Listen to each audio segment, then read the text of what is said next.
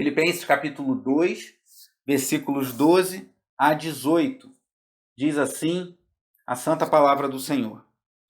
Assim, meus amados, como sempre vocês obedeceram, não apenas na minha presença, porém muito mais agora na minha ausência, ponham em ação a salvação de vocês, com temor e tremor, pois é Deus quem efetua em vocês tanto querer quanto realizar, de acordo com a boa vontade dele.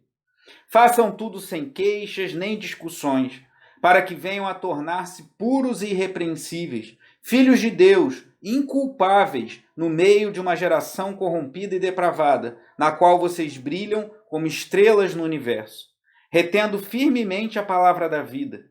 Assim, no dia de Cristo, eu me orgulharei de não ter corrido nem me esforçado inutilmente. Contudo, mesmo que eu esteja sendo derramado como oferta de bebida sobre o serviço que provém da fé que vocês têm, o sacrifício que oferecem a Deus, estou alegre e me regozijo com todos vocês. Estejam vocês também alegres e regozijem-se comigo. Vamos orar, irmãos. Se você puder curvar sua cabeça, fechar seus olhos. Pai amado e bendito, louvado seja o teu nome, Senhor. Te agradecemos, pois sentimos a falta de estarmos com irmãos tão preciosos, mas o Senhor nos provê esse recurso de mantermos contato e ministrarmos por meio da internet. O Senhor fala a cada coração, que o Senhor toque no coração daquele que ainda não te conhece, para que, quem sabe, nessa noite se render a Cristo como seu Senhor e Salvador. O Senhor toca no coração, nós que te conhecemos e temos buscado servir-te para sermos animados, fortalecidos no Senhor, no poder do Espírito Santo. E fala a cada coração, Senhor, daquele que me ouve agora nessa transmissão e daquele que depois estará ouvindo esse áudio por meio de uma gravação, que também seja abençoado, pois a tua palavra é poderosa, Senhor, para fazer infinitamente mais do que tudo que pedimos ou pensamos. Sê conosco nesse momento, em nome de Jesus. Amém. E graças a Deus. Amados irmãos, há alguns anos atrás, a minha família sofreu uma perda, uma tia minha muito querida, tia Rosa, já tem alguns anos, faleceu com poucos dias de diferença da minha avó Nena, mãe da minha mãe. E essa minha tia não teve filhos, ela nunca se casou, já faleceu idosa, ela nunca teve filhos, ela não teve filhos e sequer teve herança ou herdeiros. E ali, quem foi fazer a documentação dela, quem foi ver tudo que ela precisava, todo aquele trâmite, né, depois do sepultamento, foi a minha mãe. E minha mãe, indo lá no cartório, se defrontou com uma pessoa muito deselegante, para dizer o mínimo. E essa pessoa perguntou à minha mãe, Rosa Gonzalez deixa filhos? A minha mãe falou, não. Deixa herança, bens, casa, alguma coisa? Minha mãe falou, não. Não deixa um carro, não deixa bem nenhum. Não, não deixa nada. Aí a atendente falou de forma inconveniente para minha mãe, sobrinha dela, mãe, ela não deixa nada. E a minha mãe teve aquela inspiração que algumas pessoas têm, assim, que eu creio que é algo de Deus. E ela falou para aquela atendente, sim, deixou. Ela deixa exemplo. A tia Rosa, uma muito querida tia nossa, convivi muito com ela na minha infância, era um exemplo de serviço ao próximo, de amor ao próximo, um exemplo de uma pessoa que genuinamente amava servir e fazer o bem àqueles que estavam ao seu alcance. E hoje eu quero falar sobre isso, irmãos. Eu uma vez usei uma frase num retiro de jovens, pessoas marcam pessoas, vidas marcam vidas, exemplos marcam. Pessoas marcam pessoas, vidas marcam vidas, exemplos marcam. E eu quero começar nessa reflexão, nessa mensagem, perguntando a você que me ouve nessa noite, ou que me ouve através de uma gravação. Quem são as pessoas que marcam a sua vida ou que marcaram a sua vida? Quais são os exemplos que são marcantes para você e que hoje são norteadores para a sua vida?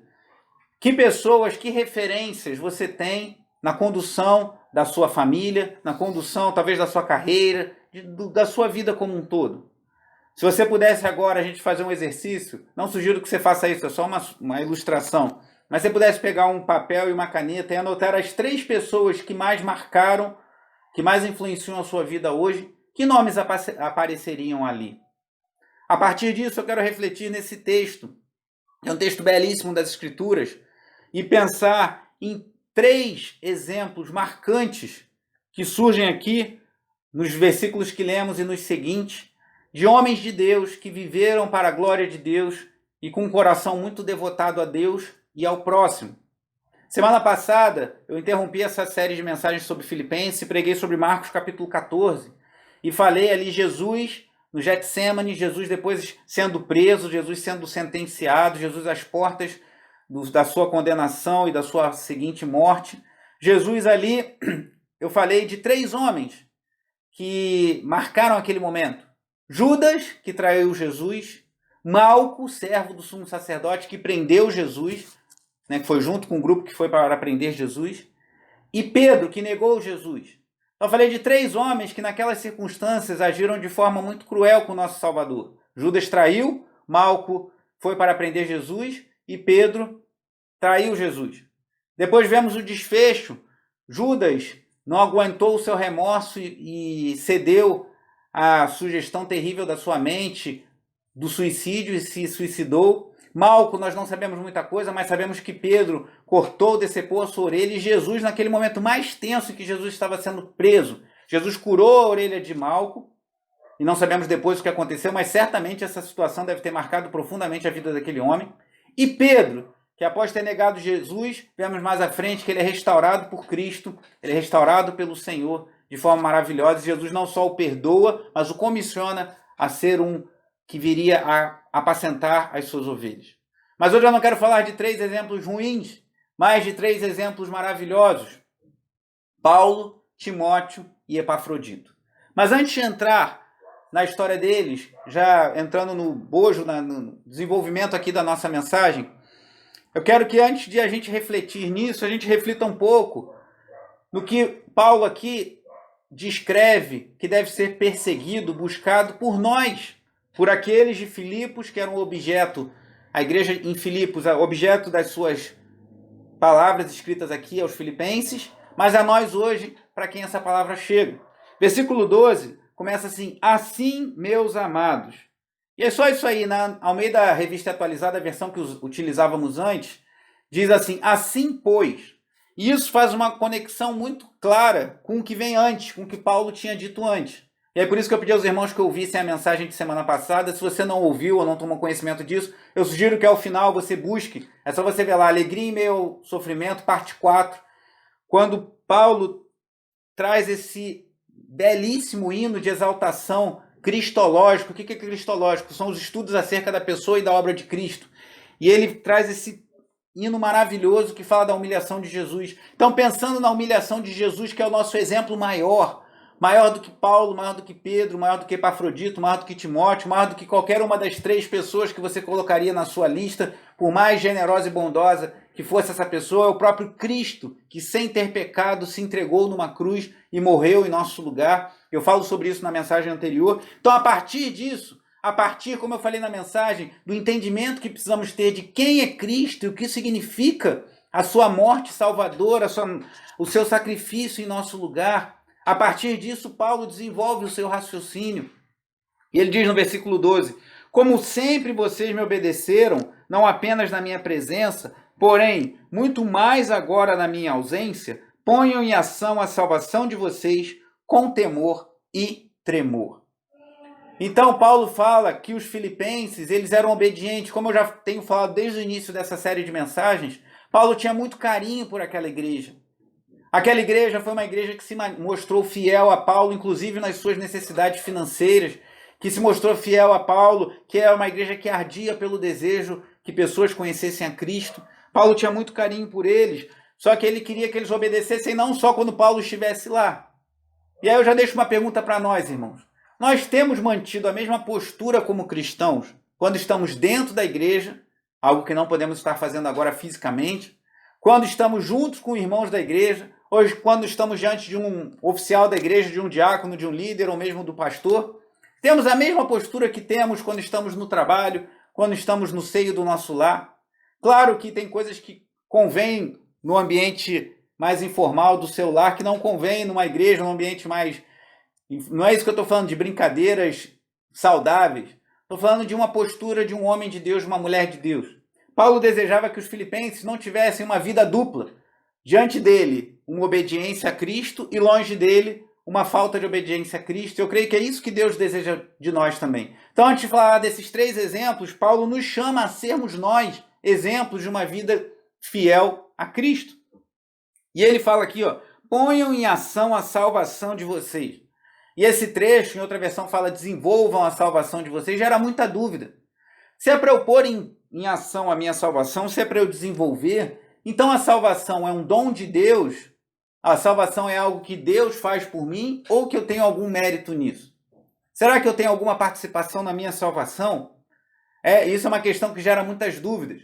Ontem, falando com jovens, eu falei um pouco sobre isso, e eu dei um exemplo que eu peguei no livro que eu mencionei bastante nos nossos estudos sobre Marcos, que terminaram semana passada, mas estão disponíveis. Você pode ler, tem estudo de todos os capítulos do Evangelho segundo Marcos, são estudos breves, de 10 a 12 minutos, às vezes menos até. E você pode estar se aprofundando no conhecimento da palavra de Deus. E esse autor, ele conta uma ilustração que eu achei muito interessante, que eu trago para essa questão da salvação, que ele fala o seguinte, é mais ou menos, eu vou trazer para o nosso contexto brasileiro, como se você alguém tivesse que nadar daqui do Rio de Janeiro, saindo aqui da praia de Copacabana e nadar até Recife, lá no Nordeste. Você acha possível que uma pessoa consiga empreender uma jornada de natação do Rio de Janeiro a Recife? Eu não entendo nada de natação, para ser sincero aos irmãos, sendo bem honesto, eu sequer sei nadar. Mas eu sei que é muito improvável que uma pessoa consiga nadar uma estirada daqui até Recife. E aí o Grant Osborne fala algo assim, se tiver 3 pessoas que tentem fazer essa travessia, um maratonista, um triatleta, alguém que nada muito bem, que é competidor de natação, alguém que sabe nadar bem, mas não é alguém que participa de competições, e por fim, alguém que nada o basicão. Aquele que é um atleta, ele possivelmente vai conseguir nadar bastante. Eu não sei quanto, mas vai avançar no mar e vai nadar, mas vai chegar uma hora que ele não vai chegar a Recife porque é impossível, ele vai morrer. O segundo, que não é um profissional, mas nada com frequência, vai conseguir menos do que o primeiro, mas vai avançar um pouco. Mas muito antes de onde o primeiro foi, ele vai acabar também não aguentando e morrendo afogado. E o terceiro, então, vai se deslocar um pouco da praia, vai entrar um pouco para o mar alto e vai acabar padecendo. A salvação é algo semelhante, irmãos. É como se a gente quisesse, por nossas próprias forças, ir nadando daqui até Recife. É impossível. Por melhor nadador que você seja, você pode chegar até um ponto, mas é algo muito maior. Porque Deus, Ele é santo, Deus é perfeito e nós somos pecadores. Então não tinha como nós nos achegarmos a Deus, nós precisávamos de um Salvador, nós precisávamos de alguém que fizesse essa mediação entre nós e o nosso Salvador, entre nós e o nosso Senhor. Esse assunto gera muita dúvida, eu não vou me aprofundar muito aqui por causa do tempo, mas eu sugiro que você, se você tem dúvidas sobre isso, estude, procure saber. Há textos que nos elucidam sobre isso. Eu vou colocar aqui, por exemplo, deixa eu ver se eu vou conseguir botar. Peraí. Efésios capítulo 2, versículos 1 e 2, diz assim, vocês estavam mortos em suas transgressões e pecados, nos quais costumavam viver quando seguiam a presente ordem deste mundo, e o príncipe do poder do ar, o espírito que agora está atuando nos que vivem na desobediência. Eu tenho outro texto aqui, também de Efésios. Paulo está dizendo o seguinte, nós estávamos mortos, irmãos. Nós não estávamos, assim, mais ou menos vivos e mais ou menos mortos. Nós estávamos adoentados, mas espiritualmente, eu e você, que me ouve, que já se rendeu a Cristo, que foi regenerado pelo poder do Espírito Santo, estávamos mortos. Como um morto pode voltar à vida por si próprio? Ele não pode. Mas olha que continua Paulo falando um pouco mais à frente. Versículos 8 a 10. Pois vocês são salvos pela graça por meio da fé. E isto não vem de vocês, é dom de Deus. Não por obras para que ninguém se glorie. Porque somos criação de Deus, realizada em Cristo Jesus, para fazermos boas obras, as quais Deus preparou de antemão para que nós as praticássemos. Então Deus preparou boas obras para nós, como cristãos, praticarmos. Mas a salvação é um dom de Deus. Pela graça Ele nos dá a fé, Ele nos dá a salvação, Ele nos dá tudo para que possamos responder a Ele. Calvino, o reformador, diz assim, Deus é aquele que chama, que oferece a salvação. Nossa parte é aceitar pela fé o que ele dá e responder com obediência ao seu chamado. Mas nada disso temos de nós mesmos. Ora, então só fazemos aquilo que ele mesmo nos criou para fazer, diz João Calvino. Deus é que nos capacita. E isso tem tudo a ver com o versículo 13, olha o que diz. Pois é Deus quem efetua em vocês, tanto querer quanto realizar, de acordo com a boa vontade dele. Então a nossa fé é baseada em Cristo, na obra de Cristo na cruz, que somente ele poderia nos salvar. E Deus opera em nós, Deus tira o coração de pedra, bota o coração de carne, transforma as nossas motivações, transforma a nossa mente, transforma nosso coração para vivermos para a glória de Deus. Mas, irmãos, eu queria falar mais uma coisa sobre isso e encerro esse assunto, pois tem muitas coisas para compartilhar com os irmãos ainda. Meus amados, eu creio nessa doutrina, que é conhecida como doutrina da eleição, por dois motivos. Um bíblico teológico e outro de ordem pessoal. Biblicamente, há muitos argumentos para isso. Atrás de mim aqui você está vendo um monte de livros, e tem alguns deles que falam sobre isso. A gente pode pesquisar, pode estudar, a gente se disponibiliza para ajudarmos a buscar por que nós cremos que a Bíblia ensina assim. Mas tem um outro argumento, que não é o bíblico teológico, mas é o pessoal. Eu quero te perguntar sinceramente, e sugiro que você reflita nisso. Se você tem dificuldade com essa doutrina, reflita nisso depois, na sua oração, na sua intimidade com Deus. Você acha mesmo que você tinha condições ou tem condições de se encontrar justo, santo diante de Deus? Você sinceramente, no fundo do seu coração, você crê mesmo que você teria condições de ir a Deus e chegar para Deus? Deus, mesmo que uma parte pequena aqui, eu tenho como me salvar. Parte disso aqui é comigo, deixa comigo que eu resolvo. Eu creio que se você ainda tem esse entendimento, você só pode ter por dois motivos. Ou porque você não se conhece tão bem quanto você acha que se conhece, ou porque você não conhece Deus tão bem quanto nós devemos conhecê-lo. Grandes homens da Bíblia, o profeta Isaías, que foi um homem fiel a Deus, que conta a tradição que foi cerrado ao meio dentro de um toco de árvore pelo terrível rei Manassés de Judá. Foi um homem que, quando viu o Senhor, ele viu o seu pecado.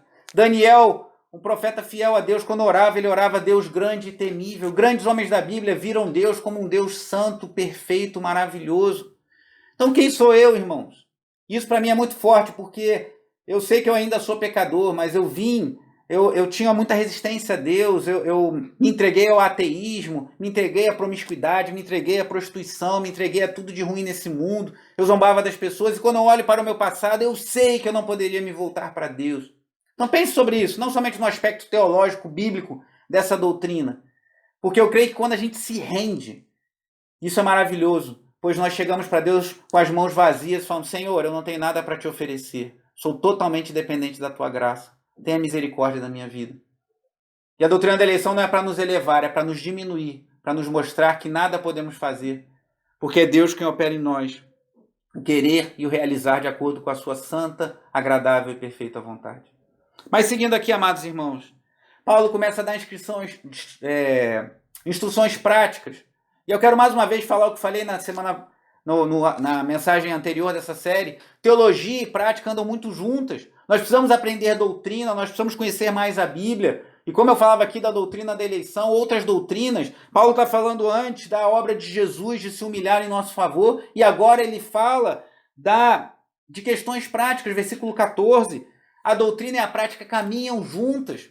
Como eu falei já, Paulo nas suas cartas faz isso muitas vezes. Ele dá uma base doutrinária e depois fala da prática. Versículo 14. Façam tudo sem queixas nem discussões, para que venham a tornar-se puros e irrepreensíveis, filhos de Deus, inculpáveis no meio de uma geração corrompida e depravada, na qual vocês brilham como estrelas no universo, retendo firmemente a palavra da vida.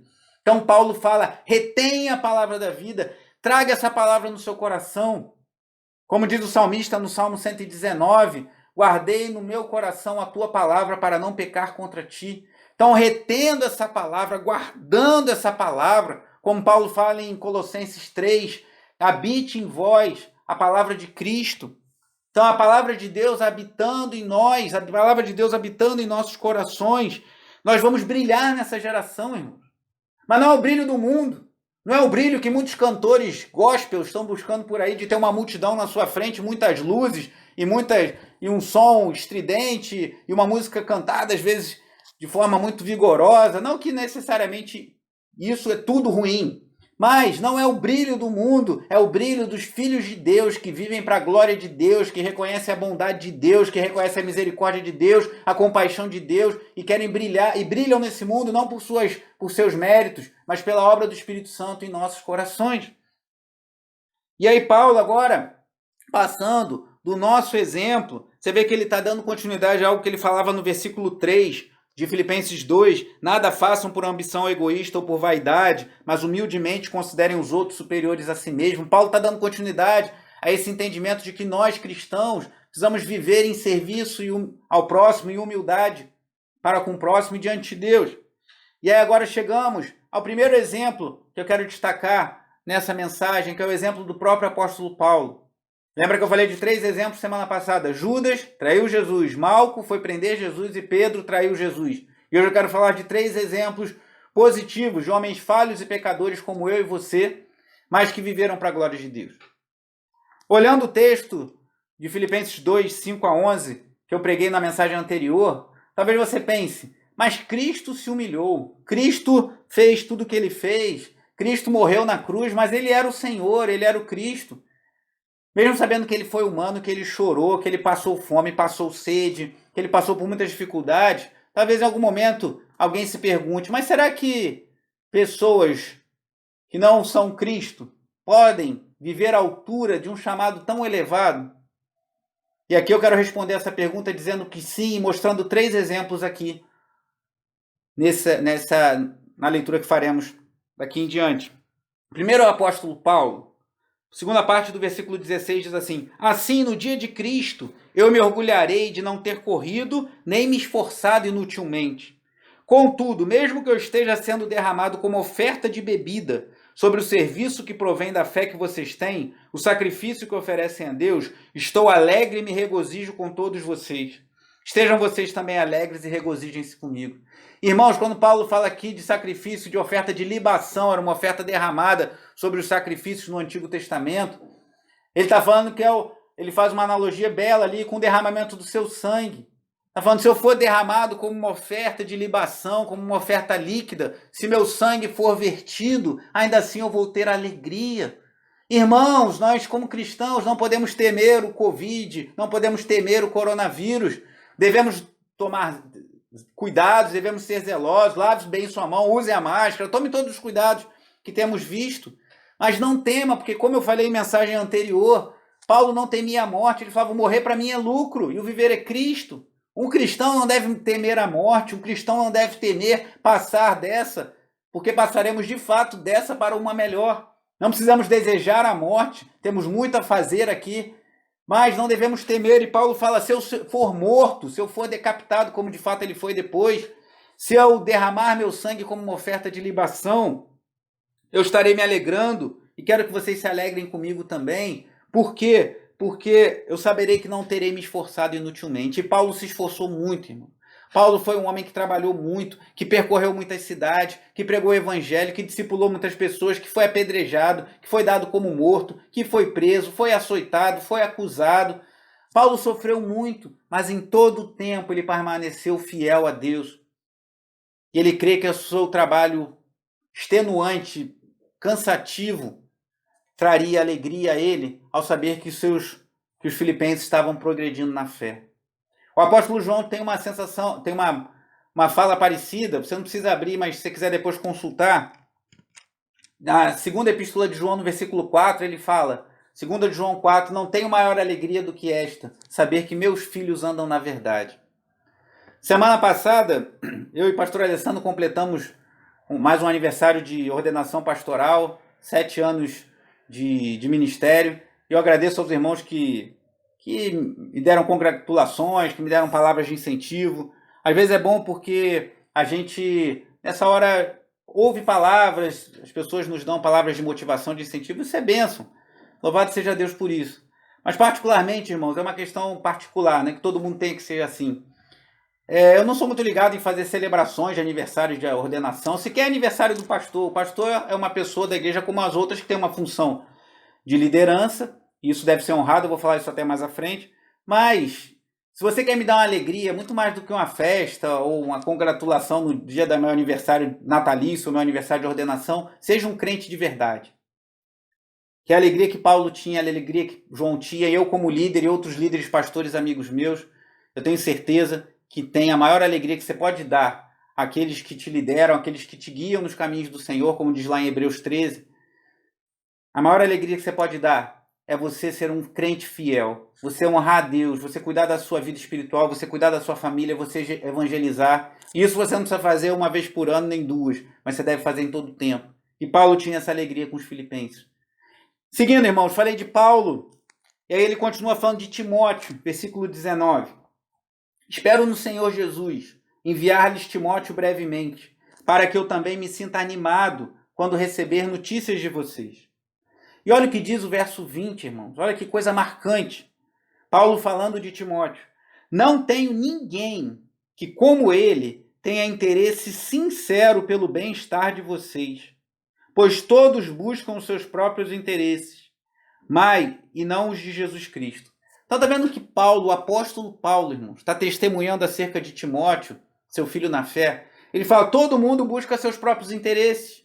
E não há necessariamente mal em você buscar seus próprios interesses, por exemplo, você trabalhar, você ter um avanço na sua carreira, você progredir profissionalmente, até mesmo financeiramente, você cuidar da sua casa, você dar condições melhores para a sua família. Isso não é essencialmente, necessariamente mal. Mas o que Paulo está falando é que essas pessoas só buscavam os seus interesses e não os de Cristo. E Timóteo, por sua vez, era o inverso. Ele era alguém que tinha interesse sincero pelo bem-estar da igreja. E você tem pessoas assim, ou você tem sido assim? Temos de fato nos preocupado com os outros? Nesse tempo de quarentena, talvez uma atitude muito simples pode ajudar muito uma pessoa que está sozinha em casa. Dê uma ligada para alguém, mande um WhatsApp. Às vezes um pequeno gesto faz uma diferença muito sensível na vida de uma pessoa.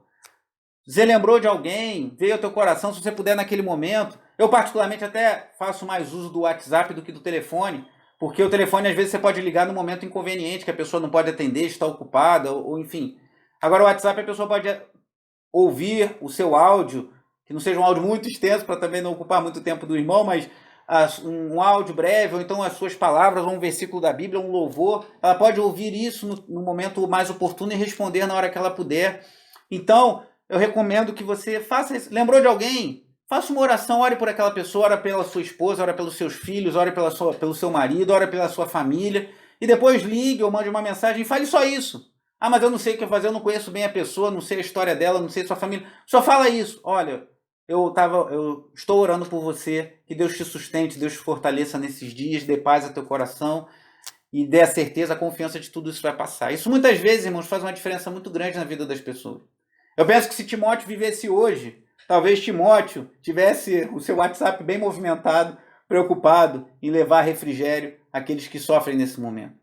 E Paulo continua, versículo 22. Mas vocês sabem que Timóteo foi aprovado, porque serviu comigo no trabalho do evangelho como um filho ao lado de seu pai. Portanto, é ele quem espero enviar. Tão logo me certifique da minha situação, confiando no Senhor que em breve também poderei ir. Então, Paulo dá testemunho que Timóteo servia a ele como um filho serve ao seu pai. Então, que alegria, Paulo ali está colocando que Timóteo o servia de forma como um filho. Naquela época era muito comum que os filhos seguissem a carreira dos pais. Então, era muito comum que o pai tivesse uma profissão e o filho seguisse. E aqui Paulo está falando que tinha alegria de ver Timóteo servindo como um filho ao pai e que desejava enviá-lo. E aí eu quero deixar uma palavra aqui, irmãos, que é muito importante, porque nós precisamos olhar mais para o próximo, irmão. Nós precisamos cuidar mais daquelas pessoas que estão ao nosso redor, mesmo daquelas que estão dentro da nossa casa. Precisamos olhar mais para os irmãos da igreja, para os necessitados, isso é muito importante. Mas também eu quero deixar uma palavra de alerta, porque existem pessoas que nessa ânsia de ajudar passam do ponto. E Paulo, assim como falou a Timóteo que ele era um exemplo de alguém que tinha os interesses do próximo sobre os seus próprios interesses, ele também fala o seguinte, vou postar aí para os irmãos. 1 Timóteo 4,16. Atente bem para a sua própria vida e para a doutrina. Só esse início. Eu tenho a alegria aqui de estar sendo acompanhado pelo meu pai, Emílio, Lídia. Obrigado, paizão. Então, Timóteo servia a Paulo como um filho ao seu pai. Eu já tenho a alegria de ter meu pai me acompanhando aqui. Que bom, fico muito feliz. E Paulo, sabendo desse coração de Timóteo, Paulo sabendo que Timóteo era alguém que se doava generosamente pelo outro, ele fala, atente bem para a sua própria vida.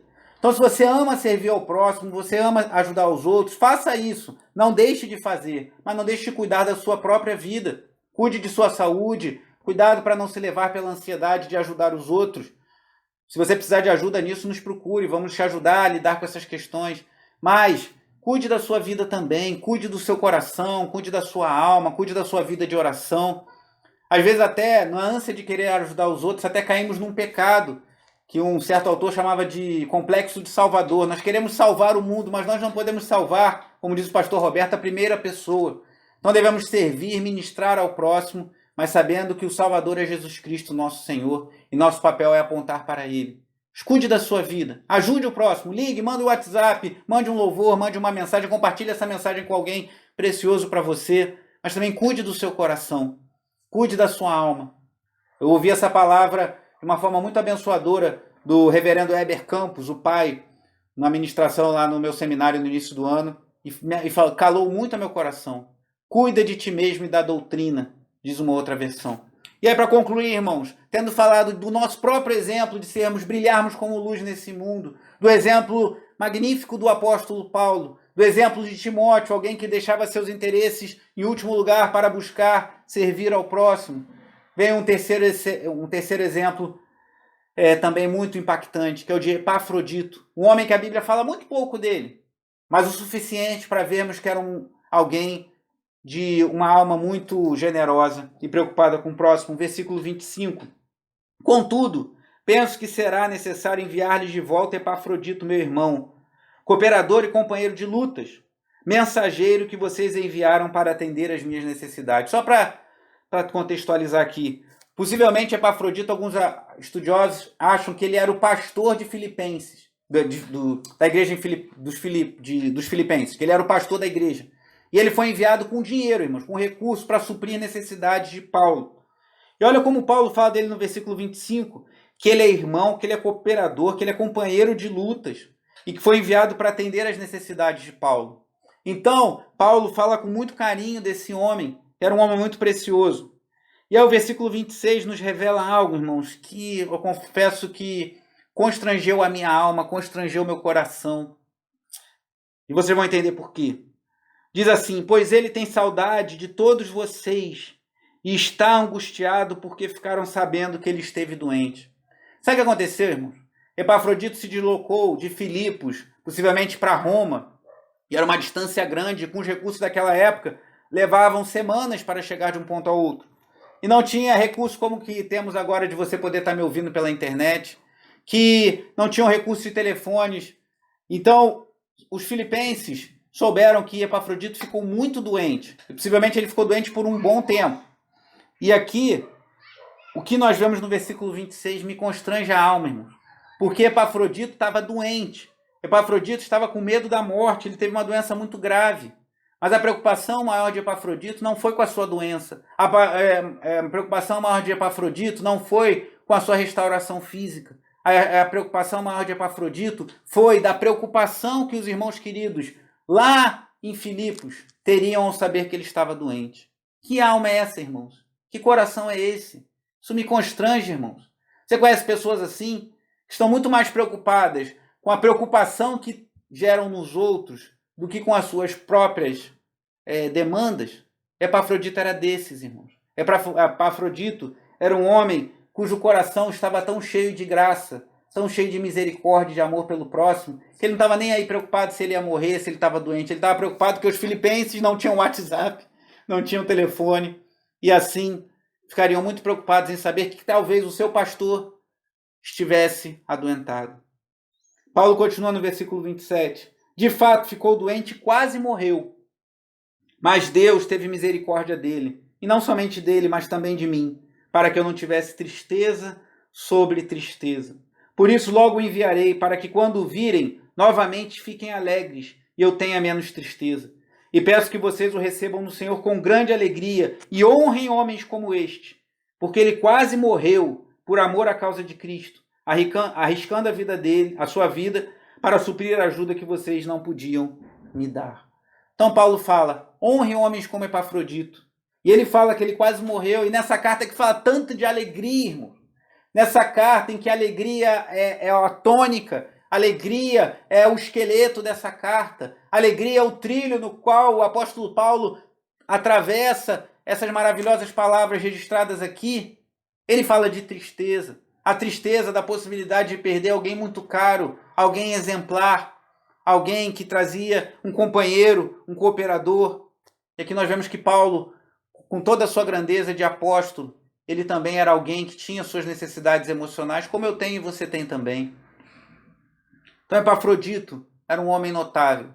E se alguém vier para falar para você, mas Paulo, lá em Atos 19, fala que pelas mãos de Paulo Deus operava milagres extraordinários. Parece até uma redundância, porque o milagre, por definição, já é extraordinário. Mas aqui Paulo nada pôde fazer, além de orar e clamar a Deus e esperar por algum tempo, que não sabemos quanto, para que Epafrodito fosse curado. Então, irmãos, homens como esse devem ser honrados, não com bajulações. Porque o bajulador, ele elogia já visando ter algum benefício depois. Mas honrar realmente. Honre pessoas que de fato vivem para a glória de Cristo e para o serviço ao próximo.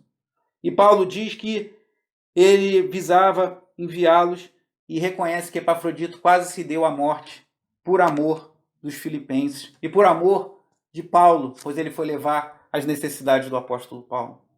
Voltando ao início dessa mensagem, irmãos. Quem tem sido a sua referência? Quem tem sido o seu padrão, o seu exemplo?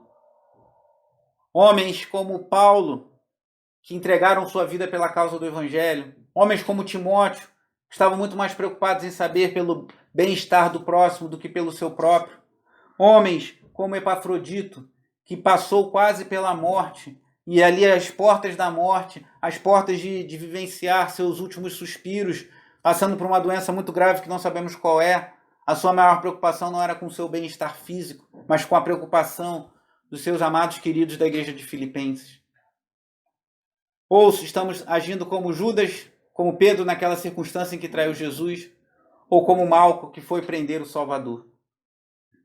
E concluo essa mensagem lembrando, como falei na mensagem anterior, que o maior exemplo, irmãos, o maior exemplo de todos, por maior referências positivas que você tem em sua vida, não é o apóstolo Paulo, não é o apóstolo Pedro, não é Epafrodito, por mais nobre que tenha sido a sua ação, sequer Timóteo. O maior exemplo é Cristo Jesus, nosso Senhor. Pois ele não tinha pecado, pois ele verteu seu sangue precioso para salvar pecadores como eu e você, homens perdidos, mulheres vivendo alheias à vontade do Senhor. Mas ele se entregou por mim, ele se entregou por você, ele nos amou, e foi um amor, como eu falei na mensagem anterior, um amor com atitude, pois ele veio a esse mundo, ele se entregou até a morte, e morte de cruz, e nos comprou tão grande salvação. Como tem sido a sua vida? Como a da minha tia Rosa, que não deixou nenhum bem, mas deixou um exemplo? Que a nossa vida seja para a glória do Senhor. Que possamos ser como Paulo, que olhando para o exemplo de Cristo, se entregou por amor ao Evangelho e serviu a muitas vidas. Como Timóteo, que olhando para o exemplo de Cristo, era alguém que não se preocupava com as suas próprias dores, mas se preocupava com a dor do próximo. Como Epafrodito, que esteve às portas da morte por fidelidade e serviço a Paulo e aos filipenses, e ainda assim naquelas circunstâncias se preocupava com ele.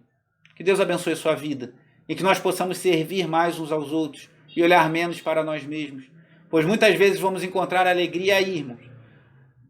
Alegria em meu isolamento talvez esteja muito mais em olharmos menos para nós mesmos e mais para a necessidade dos outros e muito mais para o nosso Deus maravilhoso.